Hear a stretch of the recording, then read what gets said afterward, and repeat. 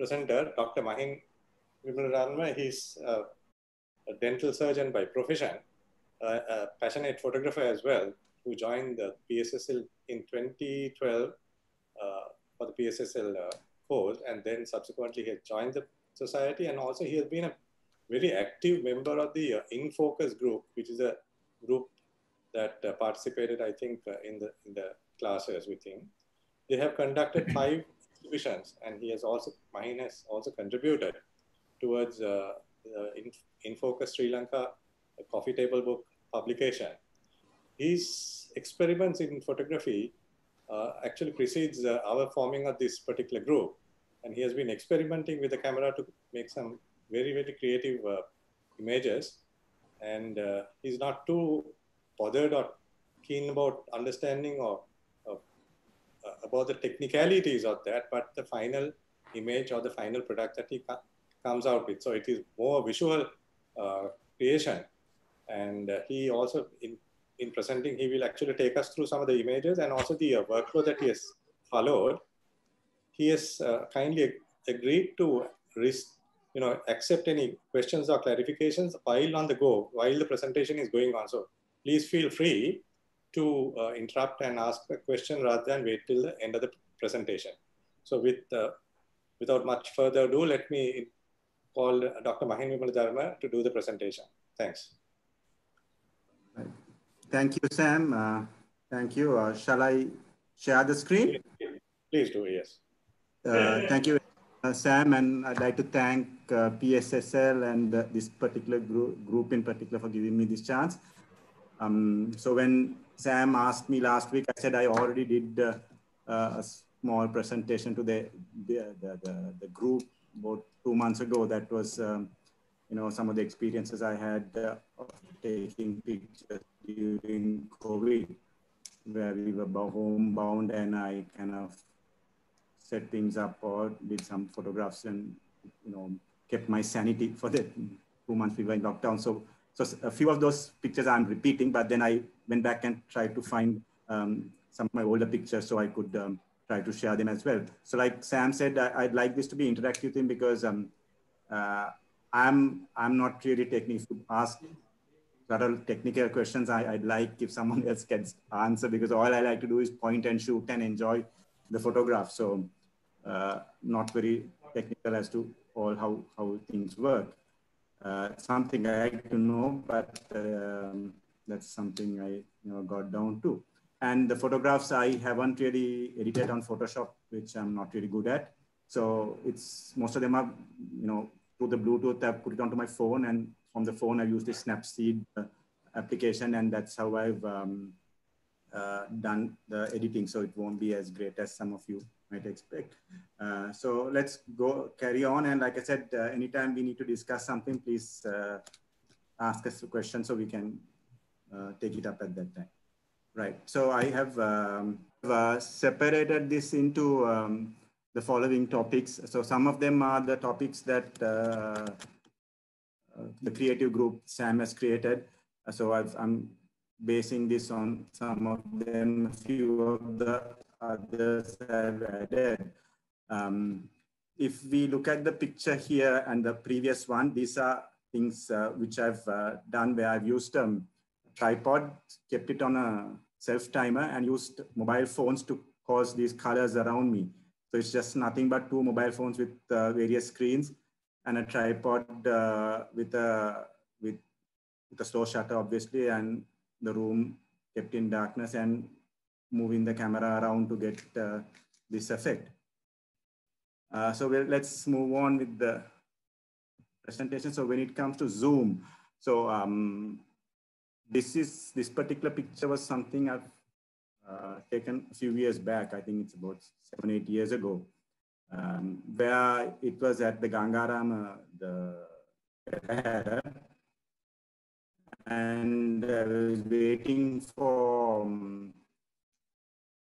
the procession to start, and I was bored and fiddling with my camera. It was on a tripod, and then I was trying to get this the lights, the tail lights, the vehicles that were moving the zoom. And here, so the effect, both of the zoom is the effect on the lights on the trees are giving that, as well as the vehicles that were going. And luckily the people on the far right here, so they seem to be in one position. So that added that extra element of someone looking and watching as well as the movement being shown. So this is a picture, once again, a few years ago, another attempt at the zoom.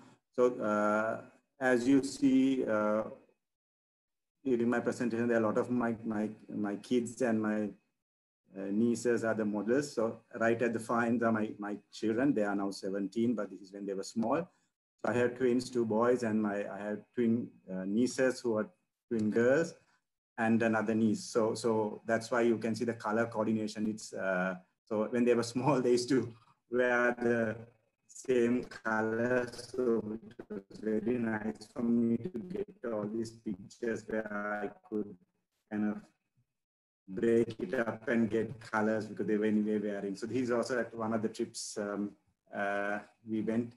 And once again, they were not really running. I'd be as clear as possible. So I used a tripod and got this effect. As to zooming in or zooming out or trying whichever, I have done both. So sometimes I zoom in, I zoom out and just see which I like better. And to the time, how slow it is, that also I have tried. I remember last time George was saying it's nice if we could share the data like the shutter speed or all that into a photograph. I couldn't do it for this presentation because to dig back and try to get all those was not really something I couldn't do. So sorry, I haven't shared any of that. But like I said, I keep trying it. I mean, various shutter speeds I try, and if it's a zoom also, I just try at various things to get what I like. So it's basically trial and error, which I've been doing. This is a more of a recent one. I just want to I put these 2 pictures to show the different effects we can get. Now the picture here on the top with the town hall, it's where I have all these on a tripod, but where I have zoomed in to kind of in a smooth pattern where it's just a clear single zoom in or zoom out. So then you get these lights to in one straight line. Whereas the second image I've done, I zoomed in, stalled, zoomed in, stalled. So it's like not a continuous zoom, but it's a stagnant stage. So then you get this effect where you kind of see multiple images which are clear as opposed to one, and it gives 2 different effects. Well, as the saying goes, photography is a strange invention that its primary raw materials are light and time. So these photographs, I'm just trying to show how light and time can be manipulated the way you want. So light in the terms of the light that is in the pictures, and time into the time the slow shutter that is used. So the one on top, I tried to have, this is at a hotel, and tried to have the lamp at the center as an area where you zoom into that. And then the lights that were in the building as a to give those leading lights. I was not on a tripod, so that's why there's a little bit of camera shake, but that I think that adds to the picture. The downward lights, these lines downwards are due to the I kept it on a table or something, but that slight camera shake gives this light, which is, I think, adds something to it. The one at the bottom is of some Christmas decorations in a tree, where once again zooming in has given this effect. You really can't figure out what this is, but I just liked it for being an abstract thing where you, unless I tell you what it is, no one can figure out what it is. But this is not any Photoshop or anything. It's just bunch of lights on a tree, which you just zoom in and then you get this image. Well, here is something where I just want to show that if you can't find the subject, you can be the subject yourself. So we were walking around, this was once in holiday, and I thought I want to capture this where there were the tables were there, and the lights in the surrounding trees, and I wish I could get an image and someone seated there to get this zoom in. This was several years ago. So what I did was as I couldn't find the subject to pose, I posed myself, and that's me with my wife, and then got my son to I did a bit of trial and error and told him to set the shutter speed, told him to zoom in, click and zoom in. So actually, so this is not my photograph, but it's my son's photograph. But I thought I'd share it because sometimes if you really can't find something you want, you just do it yourself so that you can get that that image you want into the photograph. This is a similar effect, but using nature's light. And I like this because the fact that the shadows of the trees have come in. This is overlooking Kandalama, and the focus point has been the mountains. And then I'm really not sure what this is. Not the Sigiriya side, this is the other side. So I'm not really sure what this mountain is. If anyone else is aware of what it is, you can let us know what this is, where this is. But this is on the other side of Kandalama, not the Sigiriya view, the other view. Mahin, if I may ask a question. Yeah. Is it zoomed in or out? Honestly, Sam, I can't remember. So I would be lying to you if I tell you it's zooming in or zooming out. So I feel it is zooming out because the trees are stretching out from the foreground, possibly. If zooming out, then would we see the trees as the shadow here? Now, here's the lake. If it's zooming out, would we? Yeah, but the pattern on the middle ground is indicating that it is actually going that way. I don't know, something very interesting because it's a nice artistic effect that has come out. Yeah, so that's I'm really not sure. So when I try zooming in, zooming out. Sometimes I do both. I kind of do in and out in the same picture. So like I said, if I would like if any of you can try to figure out whether it is zoom in or out, but I really can't remember. Maybe it was. Right. Thanks. Thank you. So the next one is, this is something most of you have seen. This is something which I tried after the creative group set up these different challenges on a weekly basis. So this is something where I use the light from the mobile phones. The room was, all the lights are switched off. So the light was the mobile phone light, and then you can see the curtain at the background, and the light behind that is the light outside the house. So once again, the zooming in is not that clear, continuous zoom, but the stationary stop, zoom in kind of a thing. So when this picture was put first, Sam asked me how did I get these multiple things. So I was not sure as well. So like I said, I just try all these things. Then both of us figured out the fact that these multiple images would have come in because I had that stationary component in the zoom instead of it being clear. So like I said, it's great that we are sharing our pictures and we learn from the chance, images that come out. We learn something and then we can apply. So once I learned this, that's when I used that previous image showed of the Buddha statue where I had that stationary zoom in station, that kind of a thing. I realized that we can achieve that. So I learned this through the group. And thanks to Sam. Mahin, I have a question. Is this two photographs multiplied together, or is it just same? No. It's just one image zooming in, but like I said, it's instead of a continuous zoom, I stalled a little, zoomed in more, stalled. So I kind of stopped in between the zoom so that then you get that image. So it's like there's a little time before I zoomed in again. Gives this just that I asked the question because the face on the right somehow or another does not have that zooming effect. That's I guess that's direction of the light, maybe, the phone light. I don't know why. Yeah, that's a good thing. No, that is because it's directly behind each other. Now on the left one, it goes to a sideways. This one is straight down. So straight down.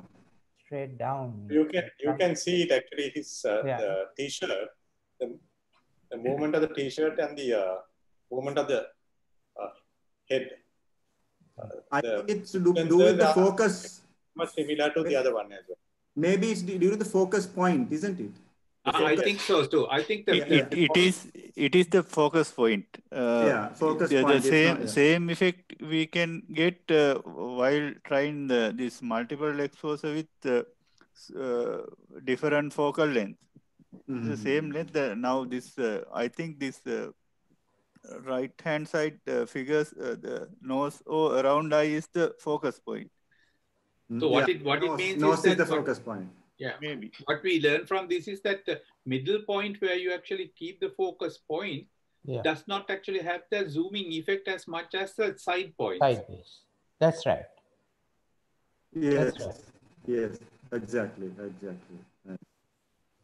Right. So that's a good observation. Thank you. So like I said, True. So let's keep this interactive so that we can all learn from these things. And like I said, this is a chance thing that I took. So what I've been trying it in that other image, which I just go back this image with the Buddha statue. So once I learned that, I tried this.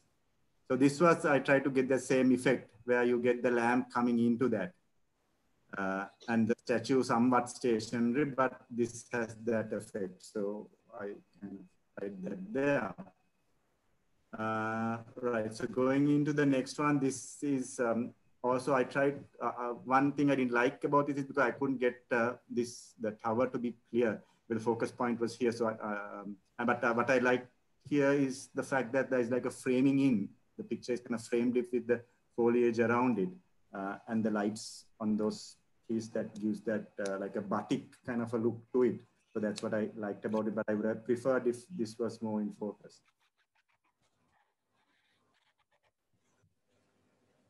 So next, can I ask a question? Roughly what kind of the shutter speeds were you using? Is it seconds or it's less than seconds?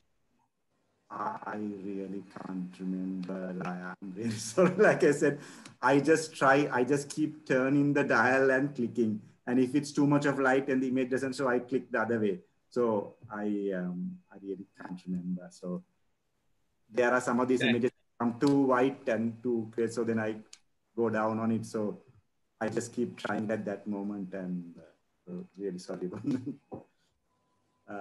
So moving into panning, so I have to confess something. My camera, which is a 6D Mark II, has a panning kind of a feature in it, where it's one of those things. So I really haven't bothered to go into the science of panning, because my one has one of those features where I can kind of cheat and get the panning effect. So obviously you have to do the camera movement and get the thing and click and do all that thing. But as to the camera settings, that does it. So that's one of enjoying the perks of what the camera offers. So this is another group of pictures. So what I like in some of these is it's not just the image being panned, but something that came out of it. This would show something where she has no care of the world and people are around her and doing the same thing, but she's enjoying it to the maximum in her own world.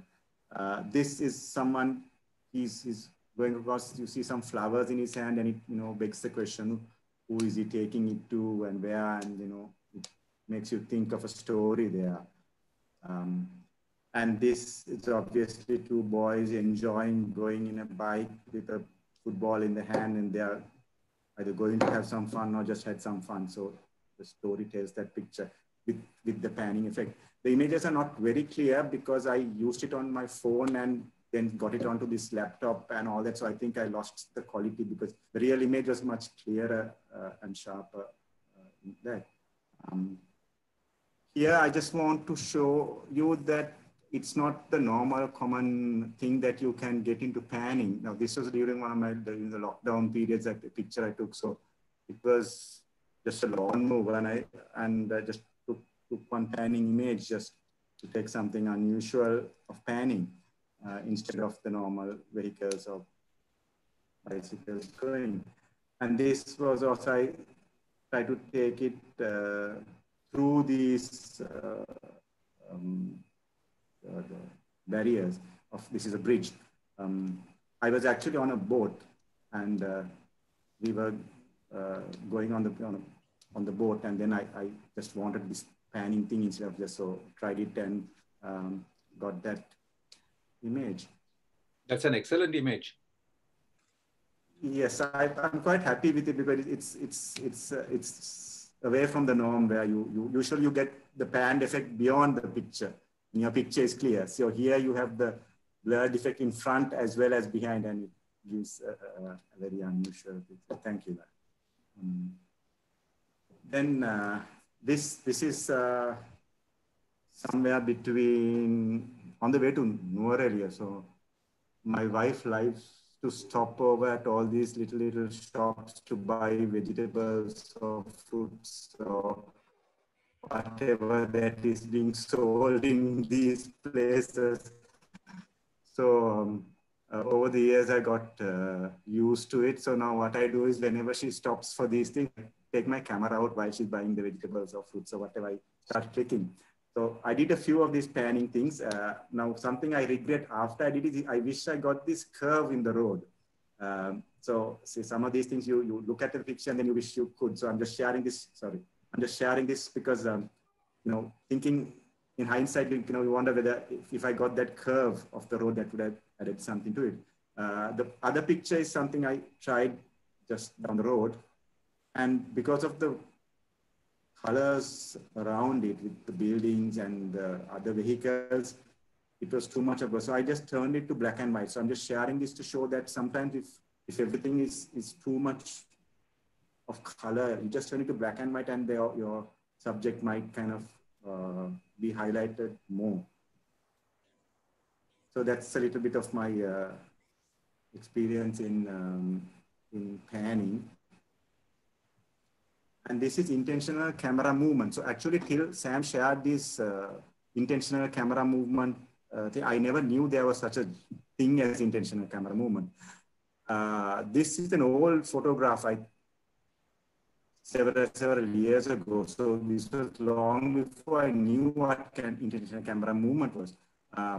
So I think intentional camera was a good thing because at the end of the day, when we are somewhat older and can't hold a camera properly and we kind of shake, we can always say we've chosen a new genre of intentional camera movement and we'll consider that as our way forward. So getting back to this picture, this was years ago at one of the sports meets of my kids. So I wanted the pictures to be clear and their hand movements to show. But I was not with the tripod, I was just taking it, so I could never get that image I wanted. And obviously children were just moving about, so even if I wanted only the hand movements, but the face and the body to be sharp, it didn't work out. But then when I took several and I looked at this picture, I really liked it because like I said, I didn't know anything about intentional camera movement at that time, but I liked the picture. If you look at the picture somewhere here, it's so much of blur up there, you really don't know what's happening.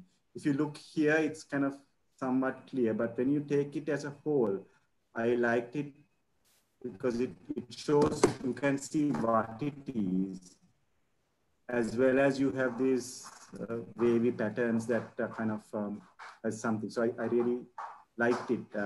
So like the saying at the bottom, photography for me is not looking, it's feeling. You can't feel what you're looking at, then you can't never get anyone else to feel that. So I felt something in that picture, so I thought I should share it with all of you.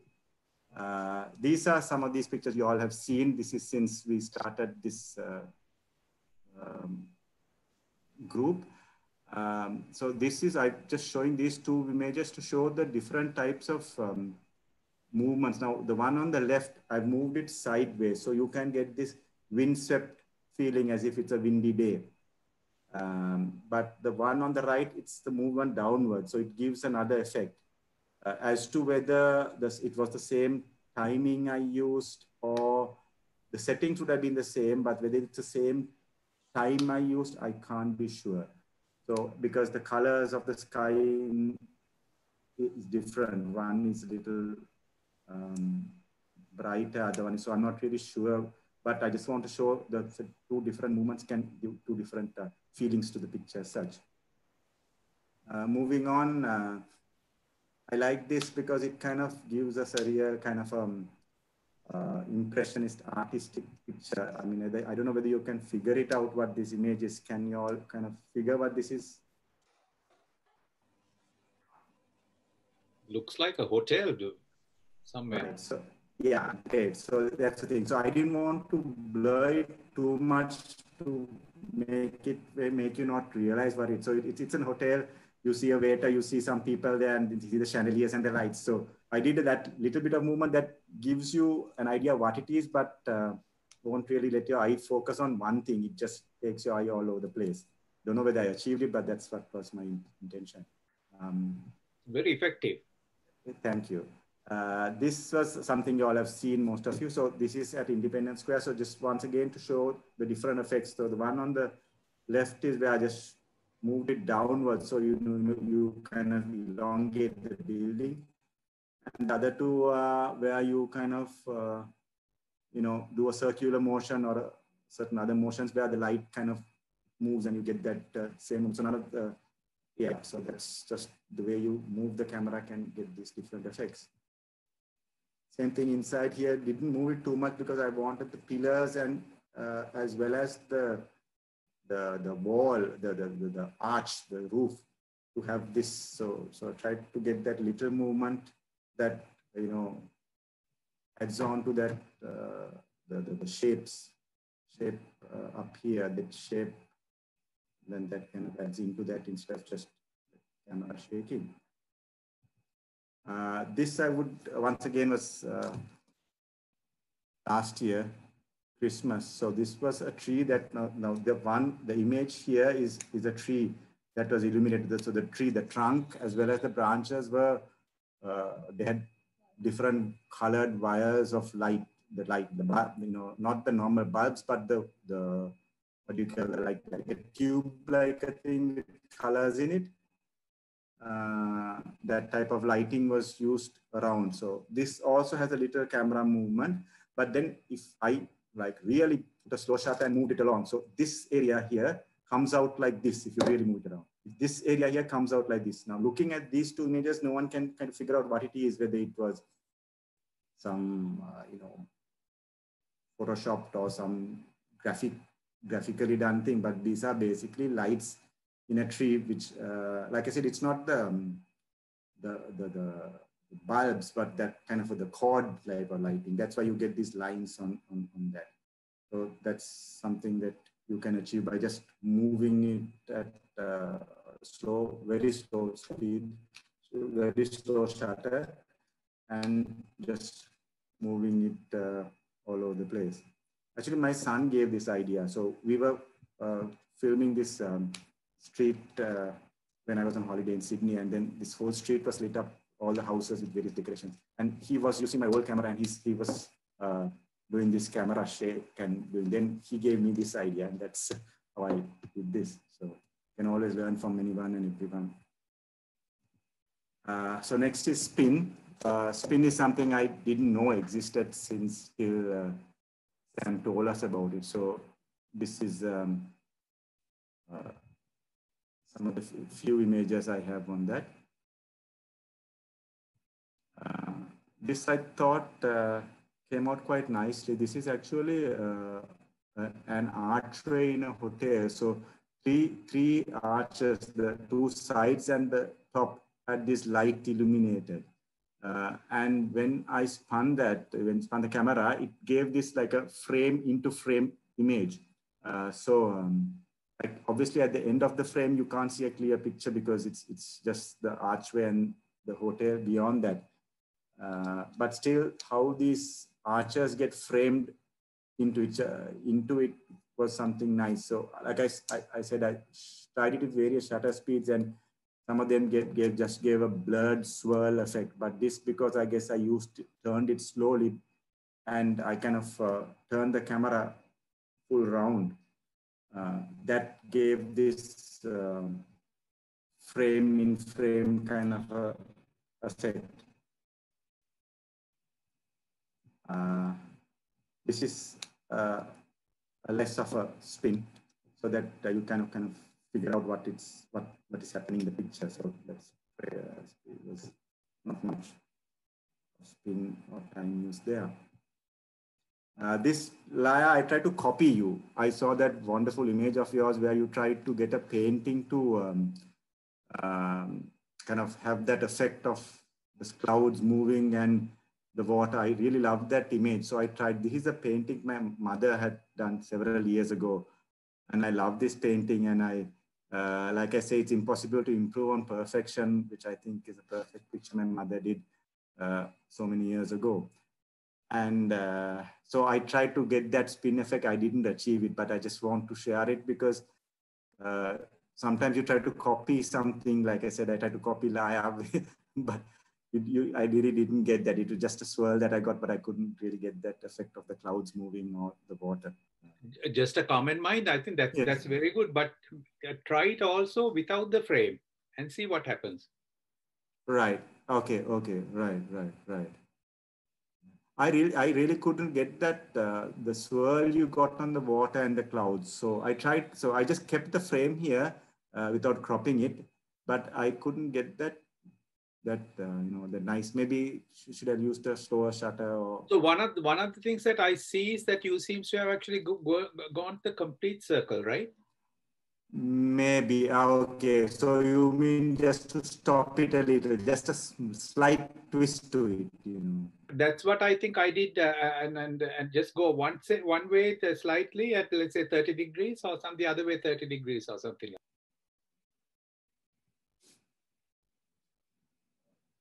that. Something like that, without a full speed. Okay, maybe I can try that out. Thanks. Right.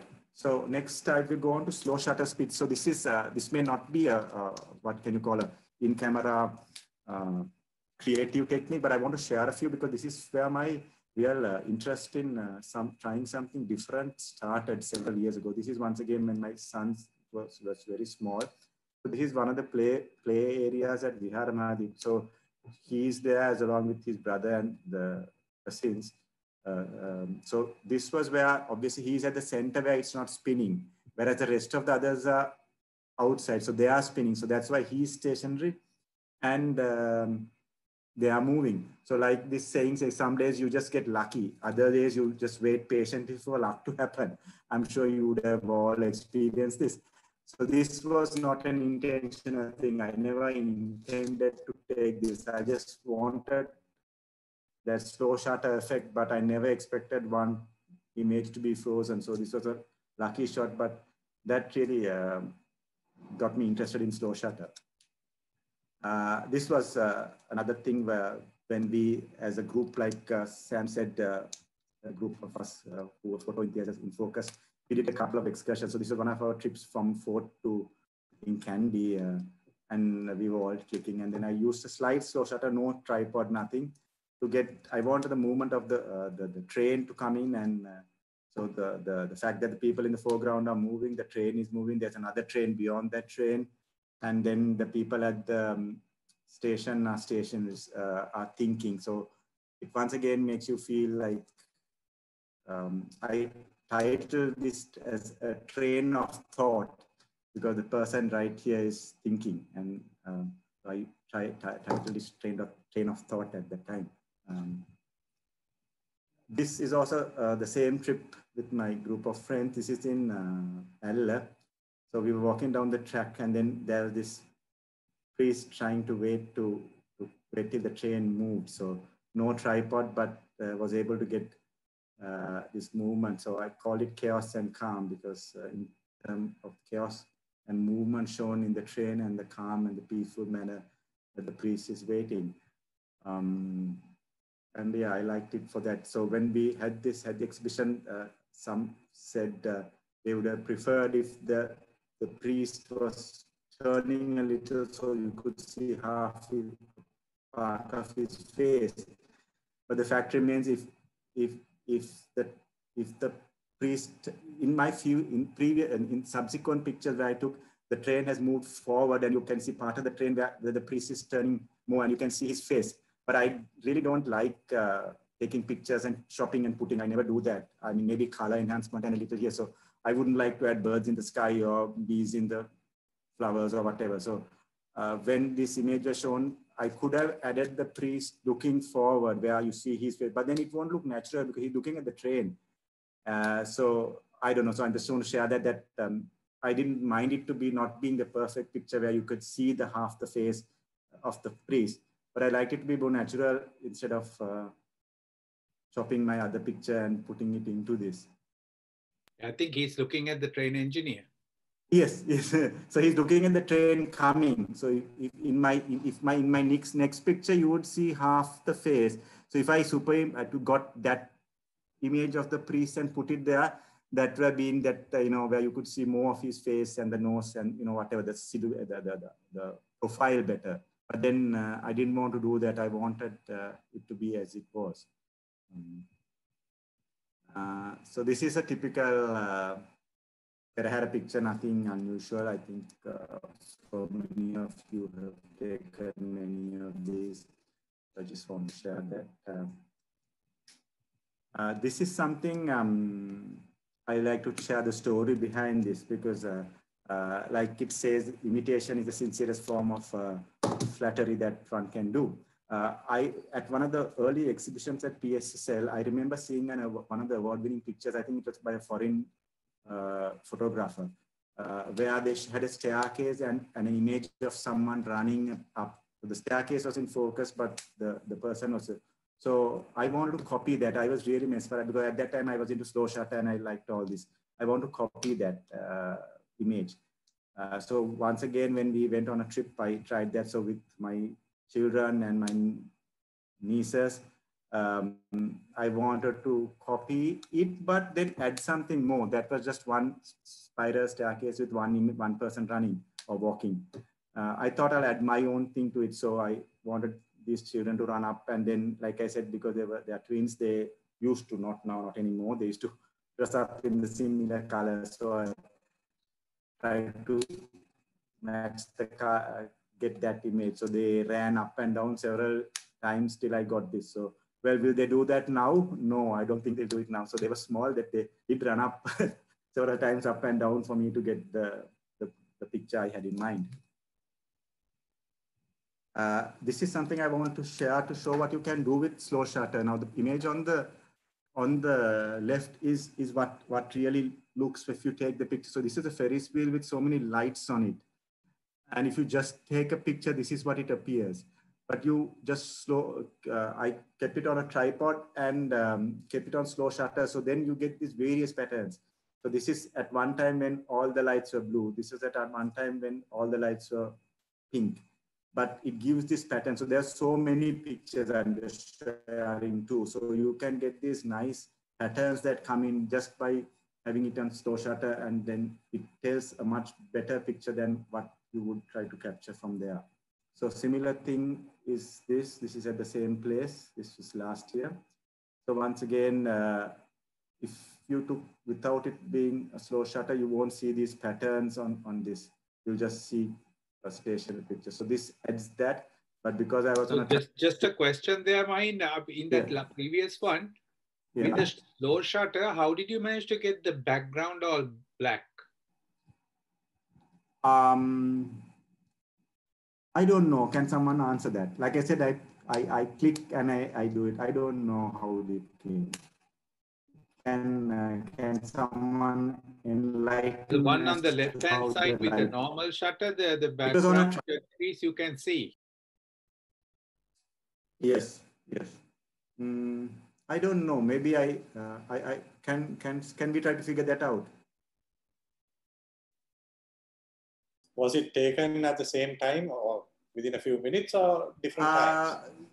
I think so, more or less within half an hour we were having dinner there. While everyone was having their dinner, I quickly scooted out and took some pictures. So yeah, I think it wouldn't have been a big difference in, or possibly might have been, no? Because we were hanging there for about an hour. Well, what I feel, Mahin, is that the first picture, it's almost like the blue hour. And immediately after that, you get complete darkness. So probably there is about a half an hour gap, which is more than enough for this. Possibly, that that's good. I just shared this here to show the images, but of how the slow shutter can make a difference. But your observation was correct. So most probably it was a little after that. That's why the sky is darker. Yeah, I think that's the only explanation, because there's no other way, because we were there for about half an hour, 40 minutes. So maybe I went around the second time and took the one with the slow shutter. Maybe the first one I just clicked it and didn't like it. So yeah, I think that explains it. Thank you. So I'm really happy that we're having this interactive thing, so that I can figure out what happened also. It could also have been on auto ISO. The first one, if you look at the kangaroos and the various lights at the bottom, they are much brighter than on the other two. Right. So maybe the first one you had a higher ISO right. as well. Yes, yes. ISO would have been auto. Yeah. That's a good point. Yeah. Yeah. Yeah. Yeah, true. The kangaroos are clearer in that, no? The last ones. Right. Possibly. So like I said, unfortunately, I won't be able to enlighten all of you on the technicalities in this presentation, because I just click and try different things out, but it's good that Another thing I feel is on the left one, your exposure meter has read somewhere else. That's why it's overexposing on the kangaroos. Here the exposure has read onto the light areas. That is also a possibility. The left picture, the exposure would have read to the sky area. Therefore, the kangaroos would have overexposed, and right picture would have exposed onto the whales. That's also another possibility. But then if we had shot it in different times, certainly exposure would have been different on the first one. Right. Thank you. Thank you. So we saw this. Yeah. So the story I want to share about with this picture was is that it's always good to be prepared. So if you're going on holiday and you're going to some place, try to Google and see what are the things that are like the unusual pictures, like instead of the standard postcard picture you can get of that city.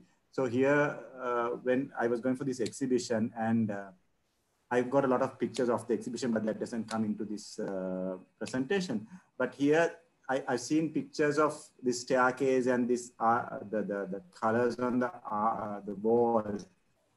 And so in the brochure of this exhibition hall, they had a similar picture. So, and that got me thinking even before I went to this place as to what I can do with this. And then I thought, okay, I'll try a little bit of I don't know whether it's called spanning or slow shutter or whatever, but I just tried it, and that's my niece now. She's all grown up, so I wanted her to work up and down.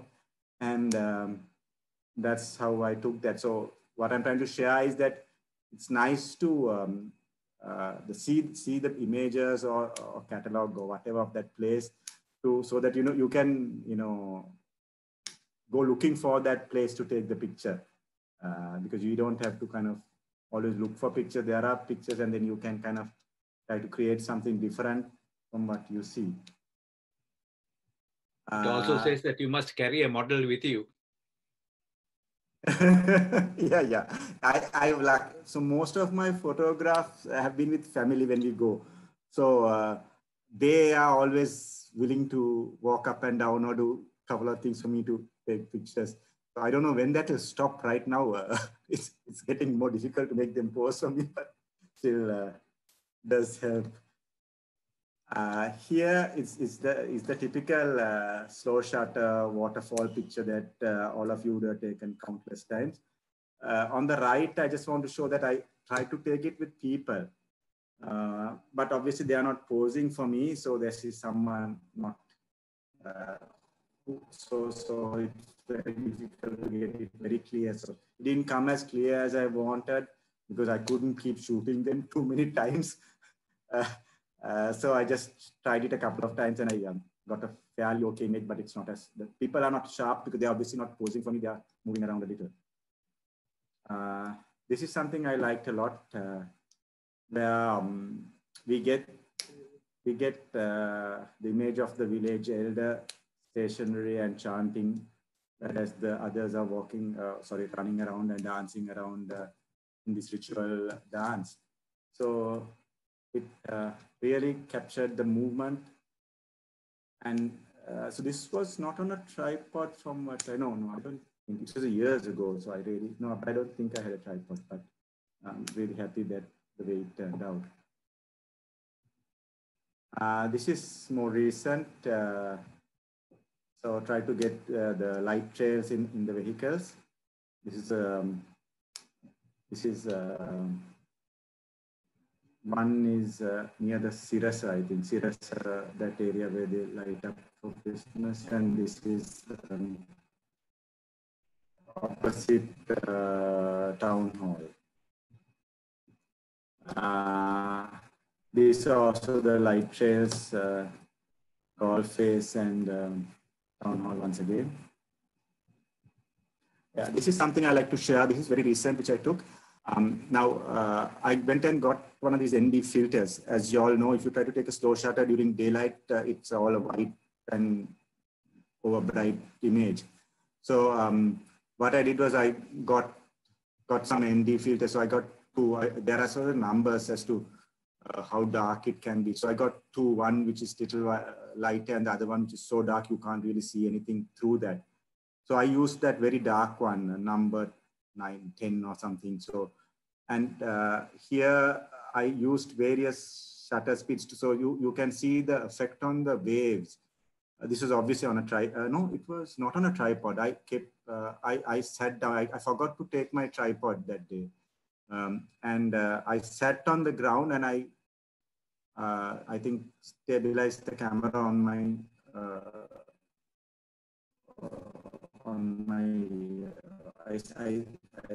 on my knees or something like that, and I took this. So the various effects you can get on the water, taking so many pictures and to see the different effects it comes on the water. And then I told my wife and son also to stay there because I like like to get that effect of giving a story to the whole picture of people enjoying, but obviously they couldn't move. So I told them to stay without moving much. And so just to show how that can achieve. And just if you like slow shutter picture photography, you have to get these ND filters because that makes a big difference. I just got this last year, the ND filters, and so I'm just trying it out, and I really, really enjoy taking it with that because you really can get. Mine of the three, yes. I like the movement of the water in the first one, and the fact that the third one that you have brought in human element into it, and if you had the combination of that, it would have been a perfect picture. Yes, I water in the first is know what you mean. Right, true. Yeah. But yeah. So I actually must, now that you tell it, sorry, continue. Go ahead, you go ahead. Yeah, no, so I must actually look, I had a whole lot of pictures. I must look whether there is any of the pictures which combines the effect you're talking about. Must see whether I have it up there. But on a different note, I see spots in the picture in the sky area. It seems to be there's some dust either on your sensor or is it on your lenses? I don't know. There are. The dots. No, I did notice that. Yes. Yeah, okay. Oh, I hope it's not in my sensor. I'll have to. These are some recent pictures. So this is about a month. About a month ago. Yeah. It may be even droplets of water on your no. On the ND filter. It could be, but very unlikely because it wouldn't appear so sharp. It's on the sensor, I think. It's on the sensor, I think.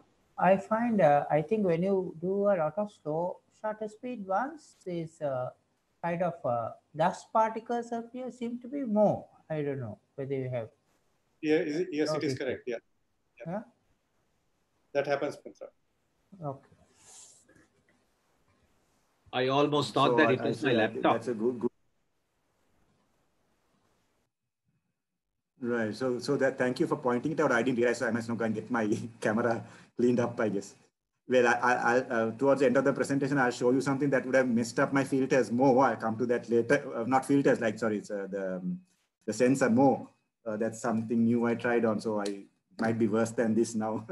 Okay, thank you for the inputs and the suggestions. Let's move on. So this is multiple exposure. So once again, I knew of multiple exposure, never tried it.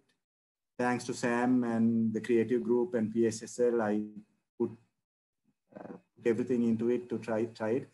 I didn't even know my camera had it. So I think at the last presentation when George gave, he touched up on that, and I asked something, and then I tried it immediately. And so I'm sharing a few pictures. This is all within the last 2-3 weeks. It's been a bit challenging for me to get this, because it's then I checked up some of the YouTube videos and tried to get something. So I felt sometimes black and white makes it nicer. So that's why I made this black and white. This is a similar thing with color. I tried like I said, I used this Snapseed software thing on my phone. So the little bit of editing I try to, there's a lot of trees showing here. I try to do that on that, so it's not that great. The little bit of editing I did, I put this halo thing around, but that's a little bit I tried to get something more out of the picture. I really like this because I want to convey a message. Like it says, is our education system unnecessarily burdening our youth? So I thought instead of putting flowers and trees and all that, why not try to get a message across? So once again, like I said, my kids are still willing to pose.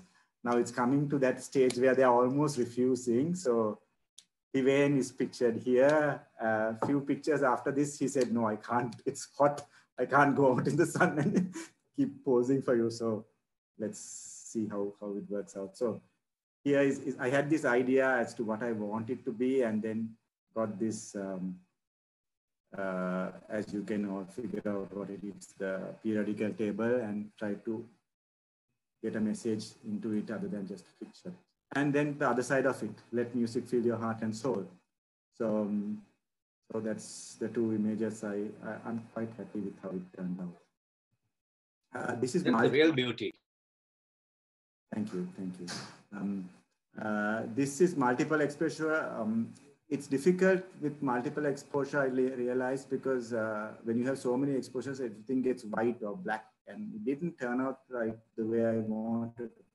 Now, one thing I want to share with this picture is, this is on a tripod, but when I first took this picture, the laptop, because I was, both the tripod I was using, so I shared this with my group in Focus, and one of them pointed out, why is the laptop, if you're on a tripod, why is the laptop showing some shake?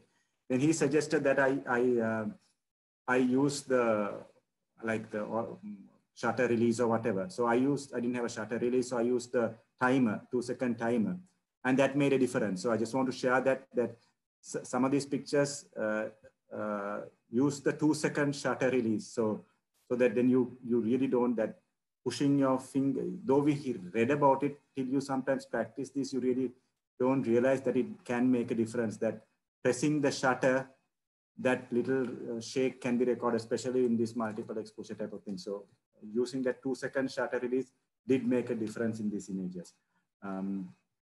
Here, that upper picture, you would have seen people I tried it where you see same person doing different things.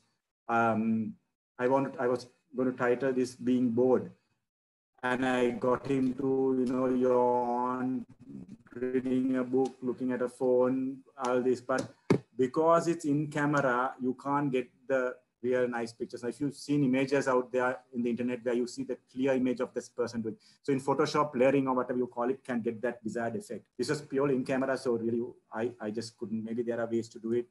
I don't know. I just couldn't get that idea, the sharper image of the person. I don't know whether any of you tried it, tried this type of thing to get a clearer image. Did any? multiple, like 6, 7 exposures in camera, whether anybody tried it to get a clearer image. And I think the background also has to be black, where I read up lately, the background, if the background is black, you can get a clearer image instead of it being how much of light. Yeah. Right. So next is creative setup. I think I'll move faster. No, everybody, this is dragging on. Okay. This is, though it's a creative setup, this is not really a setup. This was a squirrel eating food off a plate. And the white background is because it was a misty day. This was in LA in one of our trips. But I gave it to someone to do some editing, and that's why that white, like the halo effect of white in the center. And the background was a misty day, so that it gave. So I really like that. It was not, the image was not photoshopped or anything, but the halo effect is just given there. But I really liked it. It was not intentional setup, but it turned out to be. I'll move faster because most of you saw these images. This was during the previous lockdown. So these are just weeds in the garden and some flowers, which you just put a black background and use the natural light of the windows to get these effects. And it adds a different element to the normal photographs. This too also was Jambu tree. I planned this shot where I wanted to get this image. So waited and made sure no one threw all the rotten jambu, kept the rotten jambu. First time I kept it, someone threw it saying, why is someone collecting rotten jambu? So, and I made sure it was there and kept it a few days and got this image. The mirror effect is because I kept it on the reflective surface of the piano. It's not a whatever mirror or anything, but it was that image. I'll move forward fast. This is just to show the effects of water and freezing time, how you can get that effect on water, and it gives a different element to it. Something unusual from the, making something unfamiliar, making different familiar things to make it a little different. This is also, but thought I got the effect. Now here the smoke here, I want to just share this. I wanted to get this image of smoke coming in. So I tried various things. I put hot water, I could never get it. Then I put a incense stick. I cut the incense stick, put it in to get the smoke of the incense stick. And I got the smoke of the incense stick to appear, but it still didn't. Then I shared it with my friends, and one of my friends in Focus, who's very good at Photoshop, he Photoshopped the smoke. So this is, I'm just cheating on what I told you. So this is not creative in camera. The smoke is Photoshopped by my friend. I don't know how to do it. I have no idea how he did it. But funnily, when I share this on Facebook, one of my friends pointed out that there seems to be a ghostly face there in the smoke. So I don't know how it came about. So that's another mystery. Right, so food for thought. Just want to share my ideas on food photography. So I'm no expert. Naomi I would suggest Sam that Naomi does, she's quiet, but she would love to. I think she has a lot of wonderful food photographs, which she has been sharing with us and in Focus. So I would like if Sam could convince Naomi to do a session, because she has amazing pictures on food photography. So, thanks for volunteering her. I will make sure that she does the presentation next time. Maybe someday, I don't know when. But so I just want to add now here, instead of showing watermelon juice, I added this lime. This is also the little bit of orange or lime or whatever. So it adds meaning there. You add lime into the juice as well.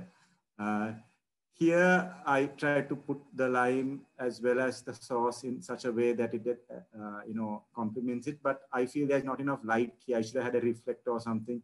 We were all hungry to eat, so you know how it is. Food is made, and me taking pictures doesn't always work out. Here I'm happy because I got this reflection is of the grill of the window. So if you notice the squares of the reflection and the squares on the waffle.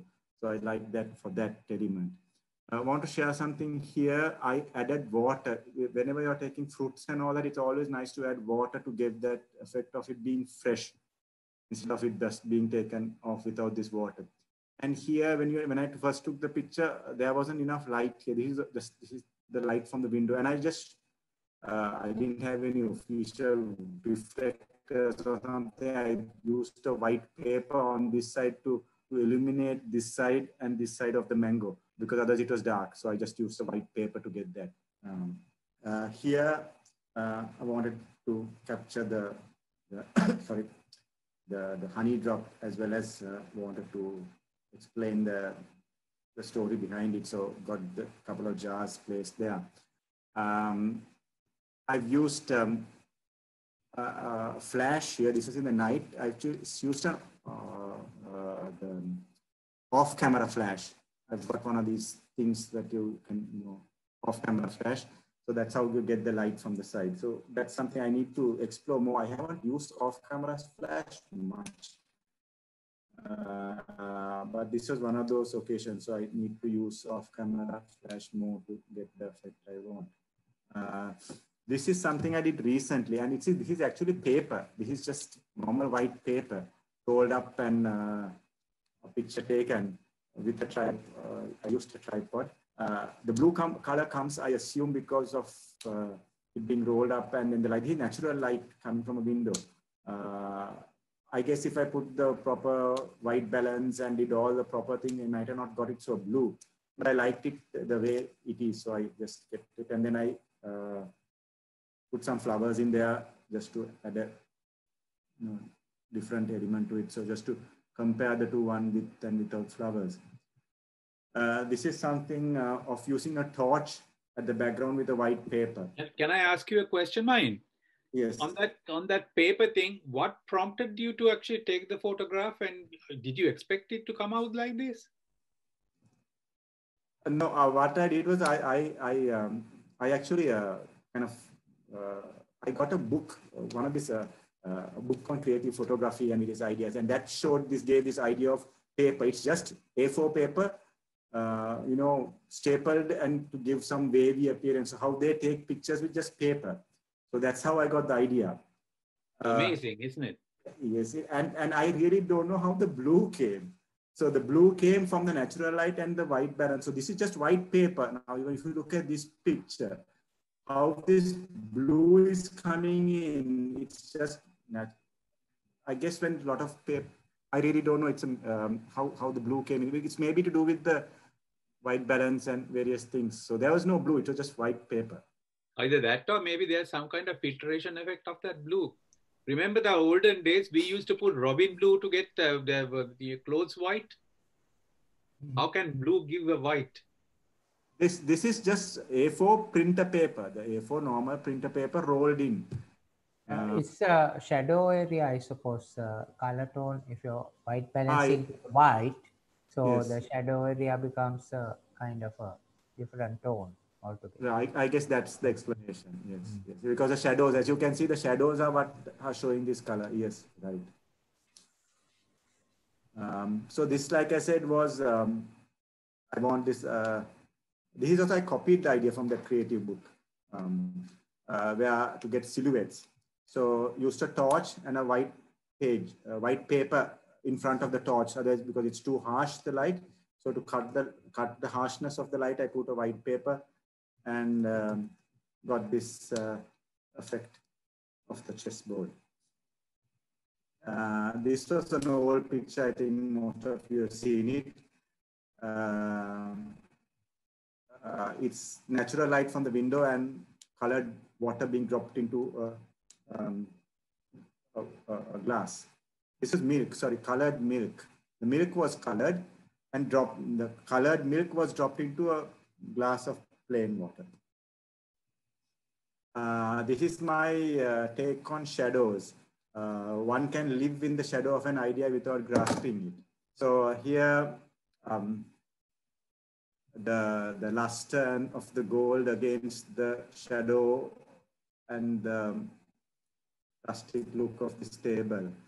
And here I like this picture a lot because the shadow was coming through this net of this mosquito prevention net or whatever. So that gave this textured shadow onto the floor. And similar attempts of taking shadows. This is, I'll quickly go through this. This is something called crystal ball or lens ball or something. It's something I got from eBay. where you can take pictures with this ball and it turns the picture upside down, but you can try some creative things. You can't hold it in the sunlight because it acts like a magnifying glass and it can burn you. So you try to hold it in the sunlight, it really burns you. So you can't use it in the sunlight. You can use it in the sunlight, but you can't hold it in the sunlight. So these are various attempts at that, how it, against a certain background, it distorts the picture and brings out something very different. And I suggest that you can get this. This I got it on one of these, not eBay, sorry. It's a thing called a lens ball. I guess there are various people who do it. So it's one of my rare things I bought online and got it and patiently waited for it to be delivered. I got this last year. So this is a similar thing with that.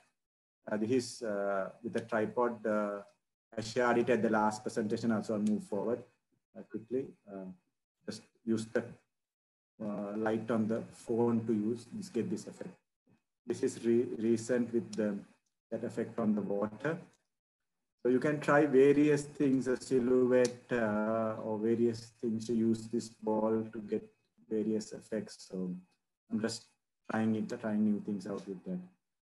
This is a new thing I tried recently. It's trying to use miniature. It's macro, but using a macro in a different aspect. In the sense that you use tiny figures or tiny things in the natural background to create a story. So I'm trying to, unfortunately, my children don't have any more tiny toy figures anymore.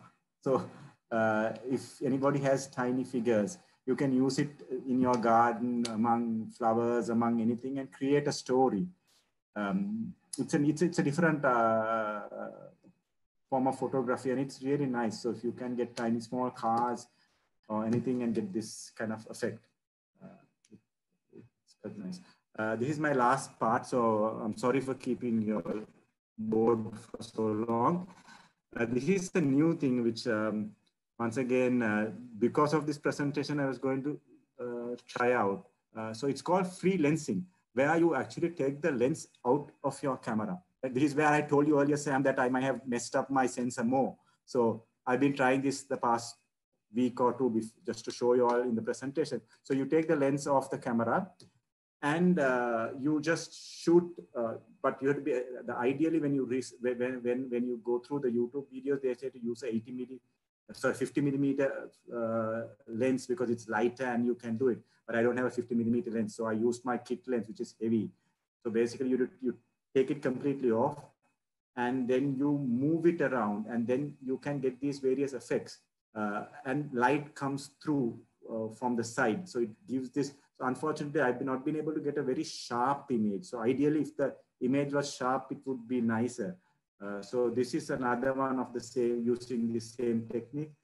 If you notice, the upper part of the picture is sharper, whereas the bottom part is having this the depth of field, the blurred effect. So normally depth of field you get, as you know, you get either in front or behind the image. Here you can make it up and down by moving the lens. And I've also seen that they do it for wedding photography, where they keep a couple, at different distances. Whereas normally if you can get both in focus, but then the background you can't get blurred. But if you take it off and tilt the lens, so you can, like I said, I'm not good technically to explain all this, but that's what I read or seen on where you can tilt the lens and get both figures clear, but the full background blurred. So they do that at wedding photography and all those things. But I don't know how, I guess with the 50 millimeter, I really couldn't with my heavy lens I tried it with some stationary objects. It was quite difficult. So this is something you can try. It's nice. And I just want to show the last picture, which is this. So this is going to the extreme of free lensing, where you can get this magical, okay, so you can do it even with figures where you can show them in where the sunlight on their hair. And I tried that with my wife, but it turned out so horribly. So I rather not share those pictures of her with, it didn't come out very nice, but you can try this same effect. So you can see this dreamy like a unusual effect. So like this, T.S. Eliot says, only those who will risk going too far can possibly find out how far one can go. So did I go too far in these pictures? I don't know. So this rainbow is not created by, it's just the light coming through from the side of the camera, because I've taken the lens off. That creates this thing, but it's another thing that we can explore and say. So I really don't know how much of damage I did to my lens, the sensor. So that's about it for my presentation. Sorry it took long. So as it says, the camera is an instrument that teaches people how to see without a camera. And photography is a way of feeling, of touching, of loving. What you have caught on film is captured forever. It remembers little things long after you have forgotten everything. So as you know, I take pictures with my family in trips and all those things, and I just take the normal snapshots and I try to take creative pictures with family. So a lot of these things you look back, and when you enjoy photography, you remember the story behind the trips you went and the little things. So I suggest that when you go on trips with your family or friends or whoever, try to get that creative pictures or those little things you have always want to try with family. Then you can enjoy both aspects of it without always going on street photography and taking, I mean, I love street photography, I'm trying that out as well, but without always taking strangers and always taking creative things with strangers. You can incorporate that into your own trips and enjoy that later. So thank you very much. I'm sorry, I think it took a long time. So, but I'm glad that we had this interactive thing where I learned a lot as well, instead of me just talking and on, and then so that some of you helped me realize what I did with my photographs. So once again, thank you very much, Sam. So is there anything else we need, any other questions? Thanks, Mahin. That was a wonderful presentation.